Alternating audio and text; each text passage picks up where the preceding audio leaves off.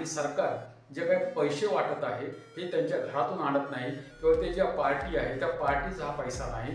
तुझ्या पार्टीला जे लोक पैसे देत आहेत, जे उद्योगपती कोण असेल किंवा कॉर्पोरेट असतील, जे ह्या पैसे वाटायला मदत करतायत, त्या लोकांना सुद्धा त्याच्या बदल्यामध्ये सरकारी संपत्तीचा पण वाटा मिळतोय. त्याच्यामुळं ही जी सरकारी संपत्ती जी जनतेची आहे त्या जनतेच्या सरकारी संपत्तीचा पूर्णपणाने मनसोक्तपणाने प्रचंड बहुमत जसं म्हणतात तसं प्रचंड प्रमाणावर पैशाचा उदामोह आज चालू झालेला आहे.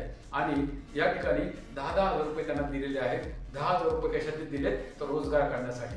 त्यांना रोजगार कशाचा करायचा हे माहिती नाही. त्या ठिकाणी 60% जास्त महिला हे 100% अशिक्षित आहेत बिहारमध्ये. त्याच्यानंतर गरिबी इतकी प्रचंड आहे की त्या महिलांना ते पैसे मिळतील का नाही ह्याची पण गॅरंटी नाही. कारण मध्ये एका दुसऱ्या ह्याच्यामध्ये जे जीविका दिदी तिथल्या आहेत त्या किती कर्जबाजारी आहेत हे त्यांनी टी व्हीवर येऊन स्वतः सांगितलेलं आहे. त्यामुळं बँकेचे पैसे त्यांना मिळतील की नाही ह्याची गॅरंटी नाही. ते त्या ठिकाणी उद्योग करणार की नाही ह्याची गॅरंटी नाही. परंतु हा जो पैसा 10,000 रुपये दिलेले आहेत हे मात्र त्या ठिकाणी त्याचा अपार होण्याची शक्यता जास्त आहे किंवा ते परत फिरून सरकारकडे जातात का काय ह्याची सुद्धा काय गॅरंटी नाही.